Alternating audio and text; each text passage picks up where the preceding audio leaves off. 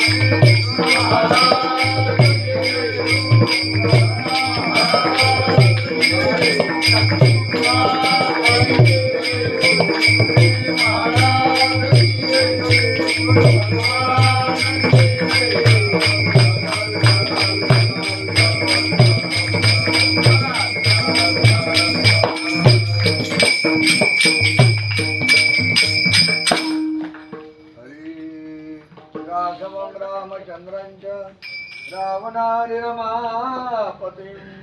राजीवलोचनं राम तं वन्दे रघुनन्दन मूकं करोति वाचालं पङ्गुं लङ्घयते गिरिं यत्कृपातमहं वन्दे परमानन्दमाधवम् महायोगपीठे तटे भीमरथ्या वरां पुण्डरीकाय दातो मुनेन्द्रैः समागत्य तिष्ठन्त मानन्दकन्द परब्रह्मलिङ्ग भजे पाण्डुरङ्ग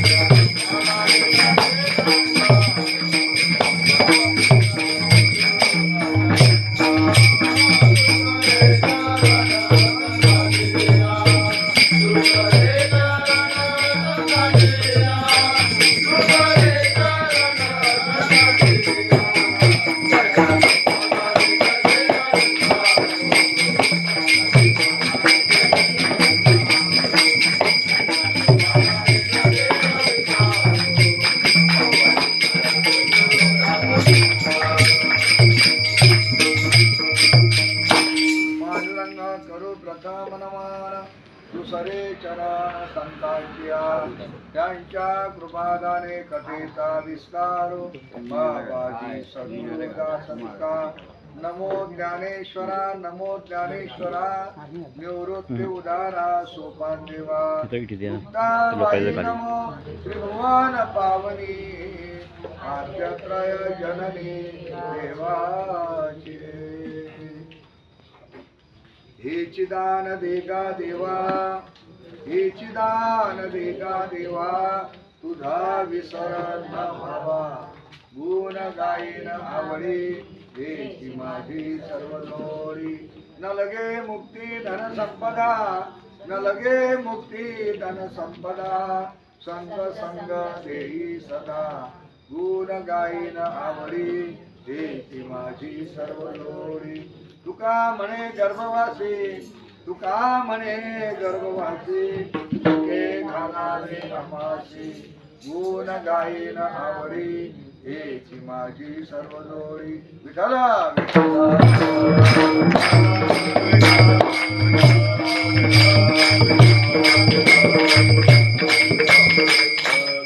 हेची दान दिगा देवा, तुझा विसर न व्हावा, गुण गायीन आवडी, हेची माझी सर्व जोडी. प्रस्तुत भगवत नाम संकीर्तन रूपी सेवे करता निवडलेला अभंग जगदवंदनीय जगतश्रेष्ठ महाराष्ट्र भूषण देहू निवासी प्रसिद्ध संत जगद्गुरु तुकोबरायांचा उत्कृष्ट अशा प्रकारचा 4 चरणाचा सर्वांच्या परिचयाचा असा असलेला आणि मागणीपर्या प्रकरणातला अभंग सेवेकरता आपण निवडलेला आहे. अभंगाचं आणि तात्विक चिंतन करण्या अगोदर कार्यकारण भाव संदर्भामध्ये आणि कार्यक्रमाचं चिंतन करणं आवश्यक आहे. आज या पवित्र धर्ममंडपामध्ये तुम्ही आपण जे एकत्रित आहोत तो पवित्र अशा प्रकारचा श्रीमद भागवत ज्ञान यज्ञ आमचे परमश्री हरिभक्तीपरायण आणि संजय महाराज सुसरीकर यांच्या मुखारद्वारे आपण या ठिकाणी श्रवण केला. त्याला एक विशेष कारण आहे. कारण जर कोणतं असेल तर हा जीवनातल्या अत्यंत सार्थकतेचा एक प्रसंग आहे. कारण जीवन जगत असताना मनुष्याच्या जीवनामध्ये आणि त्याला 4 पुरुषार्थ साध्य करायचे असतात. धर्म, अर्थ, काम आणि मोक्ष. आता धर्म, अर्थ, काम आणि मोक्ष हा संसारातल्या गृहस्थाश्रमाकरता हे जे 4 पुरुषार्थ आहे. कारण आपले 4 आश्रमही आहे. ब्रह्मचारी आश्रम आहे, गृहस्थाश्रम आहे, वानप्रस्थाश्रम आणि संन्यास आश्रम आहे. आता गृहस्थाश्रम म्हटल्याच्या नंतर गृहस्थाश्रमासाठी आपल्याला आवश्यक काही पुरुषार्थ आहे. मग आवश्यक पुरुषार्थ कोणता? तर धर्म पुरुषार्थ तर आहेच आहे, काम पुरुषार्थ गृहस्थाश्रमासाठी तर आहेच आहे, त्याने मोक्ष प्राप्त करावा हे तर आहेच आहे.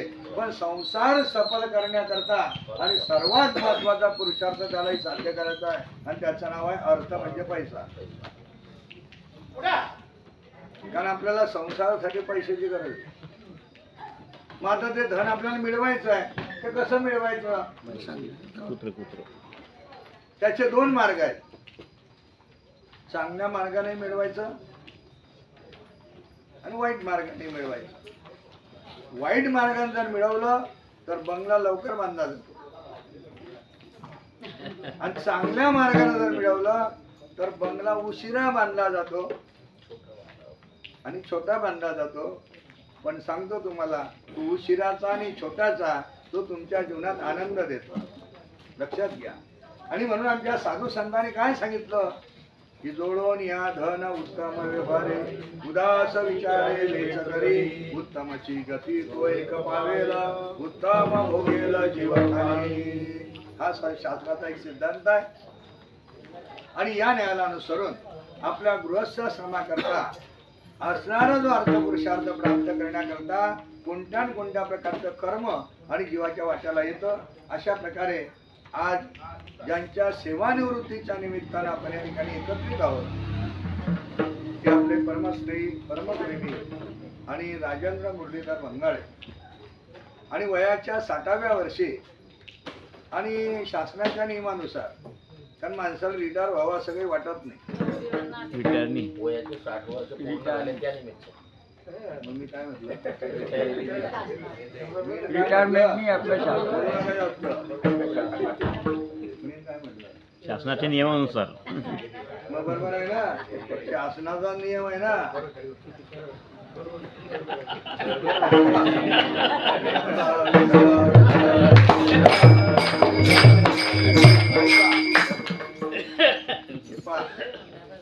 आता तुम्ही मध्ये कितीही बोलले तरी माझ्या पहिले वाक्य ऐका. तुम्ही मध्ये कितीही बोलले तर तुम्हाला 1 रुपये भेटणार.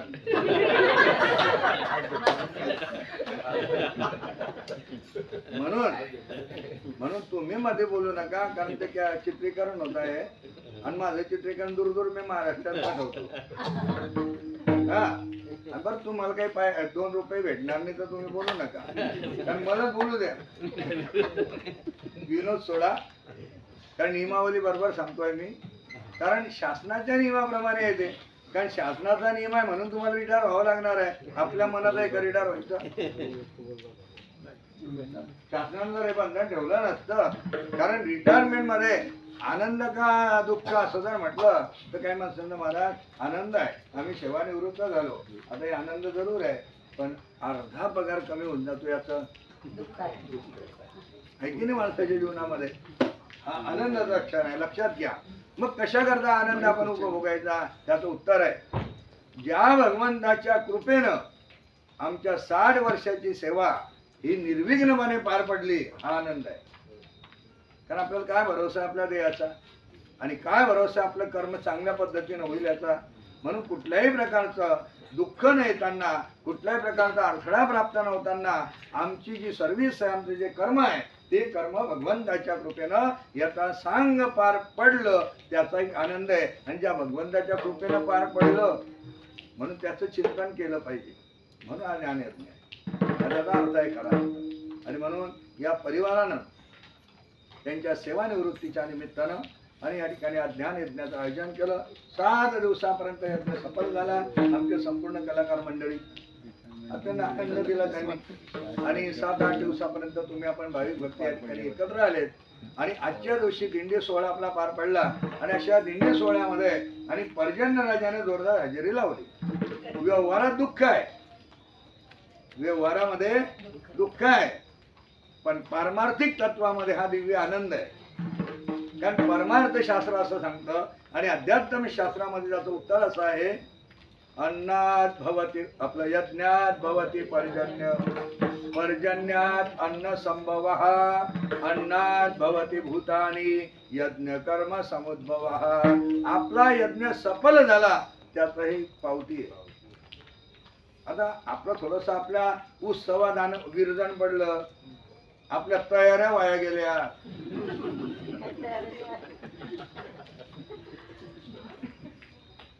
सांगतो म्हणता अलीकडच्या काळामध्ये आनंद लुटण्याकरता आम्ही काही जास्त बोलत नाही, जास्त आम्ही कुठेच बोलत नाही आता आनंद लुटण्याकरता. पण काय आपल्या वारकरी दिंडीला काय लागतं, वारकरी दिंडीचा आनंद वेगळा आहे. असो, म्हणून थोडक्यात तुमच्या जीवनामध्ये आणि असा हा पर्जन्य राजाने हजेरी दिली. आणि आता कीर्तनाची अवस्था अशी होती खरं की तुमच्या मनात तर होतच होतं, महाराजांच्याही होतं, पण मी टाळाटाळच केली. मी विचार केला, म्हटलं जाऊ दे, अशा प्रसंगात कशाला जायचं, फक्त आपल्या दक्षिणेसाठी जायचं का, नाही जायचं. मी 2दा म्हटलं महाराज जाऊ द्या, महाराज म्हणता नाही या, कारण आमच्या कार्यकर्त्यांचं, आमच्या घरमालकाचंही चांगलं असं म्हणणं आहे की जसं होईल तसं का होईना पण या यज्ञ मंडपामध्ये आणि आजच्या 7व्या दिवसाचा आपण खंड पडायला नको, असं त्यांचंही मत आहे. आणि त्याकरता तुम्ही या, जसं होईल तसं, जेवढं होईल तेवढं, अशा पद्धतीने. आणि बरं असतं त्यांनी तळमळी केली मी आल्यापासून, इथे करू, इकडे करू, असं करू करू. म्हटलं शेवटी जसं होईल तसं, आणि शेवटी आम्ही हे नियोजन ठरवतो. असो, आता तुम्हाला सांगतो नियोजन वाईटच नाही आहे, कारण तुम्ही जेवढे श्रोते आता बसलेले आहे हे खरंच असं आपल्या काय म्हणतात त्याला, स्टुडिओच्या कीर्तनासारखं आहे. तुम्ही दररोज सकाळी पाहता की अशा श्रोते मस्त बसलेले असतात बस, आणि अर्ध्या तासात ते सर्व आपण आटोपतं. ऐका, जाऊ द्या, तोही विषय सोडा, म्हणजे आनंद आहे. श्रोते कमी नाही, एवढे श्रोते आपल्याला नसतात. आणि म्हणून आपण अशाही आता ही कसोटी आहे, ही खऱ्या श्रोत्यांची कसोटी आहे की कीर्तन आहे का याचा चाहूल घेऊन येणं, आहे की नाही. चाहूल घेऊन येणारे श्रोते वेगळे असतात. आवाज येतोय, सुरू झालेला आहे, असं तसं आहे, ते येणारे वेगळे आहे. आणि तुम्ही स्वतःहून त्याची चाहूल घेतली आणि कीर्तनावर उपस्थित आहे, मोठा आनंद तुम्ही दिला आहे. आणि अशा पद्धतीने आता मी जास्त वेळ बोलणार नाही, बोलायला लागलो तर आताही 2 तास कीर्तन करायला काही हरकत नाही. पण तरीही आपण अगदी मुद्देसूद या अभंगाचं धावतं चिंतन आणि तुमच्या समोर मी मांडण्याचा प्रयत्न करणार आहे. कारण अभंग मला तरी वाटतं की ते आपण जेवढे बसले आहे तेवढ्यांचा तो परिचयाच आहे. कदाचित 4 चरण पाठ नसतील कोणाची, पण परिचयाचा निश्चित आहे. आणि एवढंही परिचयाचा नसेल तर 1 चरण तरी सर्वांच्या तोंडात आहे, ह्याची दान देगा मायका. तंतोतंत चिंतन आपल्याला करायचं या ठिकाणी. जगदवंदन हे जगश्रेष्ठ जगद्गुरु तुकोबर आहे. या अभंगामध्ये परब्रह्म स्वरूप भगवान परमात्म्याला आणि मागणी करतायत.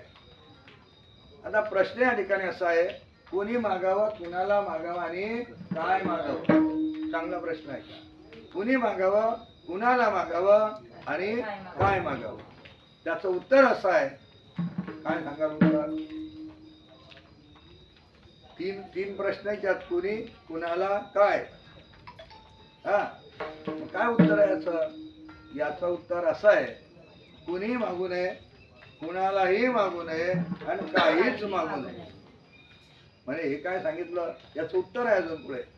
काहीच का मागू नये आणि कुणाच्या समोर हात का बसू नये, त्याचं उत्तर असं सांगितलं जातं, जो कुणाला जीवनामध्ये काही मागत नाही तो सर्वांना आवडतो, आणि जो जगात सर्वांना आवडतो तो देवालाही आवडतो. लक्षात घ्या. आणि एवढ्या करता कठीणातला कठीण प्रसंग जरी प्राप्त झाला, त्याला कारण आहे अजून. तुम्हाला कठीण प्रसंग प्राप्त झाल्याच्यानंतर तुम्ही कोणाजवळ जाणार आहे? आपल्या आप्ताकडे, इष्टाकडे, मित्राकडे, सोयऱ्याकडे, धाऱ्याकडे, मामाकडे, मावशीकडे, बाकी कुणाकडे जाणार आहे? आता गंमत अशी आहे, जसे तुम्ही दुःखाने पछाडलेले आहे तसे तेही दुःखाने पछाडलेले आहे. मग रानामध्ये एक दुःखी दुसऱ्या दुःखीला भेटला, कोण कोणाचं दुःख नाहीसं करत नाही. म्हणून हे माईक असणारे जे जीव ते एकमेकाचं दुःख नाहीसं करू शकत नाही. मग महाराज, कोणी कुणालाही काही मागू नये जर सत्य असेल, मग कठीणातला कठीण प्रसंग जर झाला तर त्या प्रसंगातून सुटण्याकरता आम्हाला काही आधार नाही का? आहे. आता जीवनामध्ये जर गरजच पडली तर जीवानं जीवाला मागू नये. लक्षात ठेवा आता वाक्य, जीवानं जीवाला मागू नये. मागण्याची वेळ झाली तर जीवानं शिवाला मागावं, म्हणजे देवाला मागावं. लक्षात ठेवा, जीवानं देवाला मागावं. पण ऐका आता, मग संत जगद्गुरु तुकोबार आहे, देवाला मागतात. पण प्रश्न त्याच्यामध्ये मुद्दा आहे की जगद्गुरु तुकोबारांच्या घराण्यातली परंपरा जर तुम्ही पाहिली तर जगद्गुरु तुकोबाराय म्हणतात की आमच्या घराण्यात अशी पद्धत आहे की आम्ही आतापर्यंत जगामध्ये आम्ही कुणाला काही मागितलं नाही, कुणाच्या समोर हात पसरलेला नाही, आणि जे कोणी कुणाच्या समोर हात पसरत असतील आणि त्याच्या जीवनाला त्यांनी धिक्कार दिला. अरे हात पसरीजिने धिकत्याचे, तुका म्हणे करी ब्रह्मांड ढेंगणे, आणि हात पसरीजिने धिकत्याचे. कठीणातला कठीण प्रसंग येऊ द्या. आमचे भंडार महाराजांचं वर्णन आहे. भंडार महाराज सांगतात, देवा अरे कितीही कठीण प्रसंग प्राप्त झाला तरी आम्ही अलत्या भलत्याच्या समोर कदापि हात पसरणार नाही. ऐका किती गोळ आहे. हरी जवळे आकाशवर पडो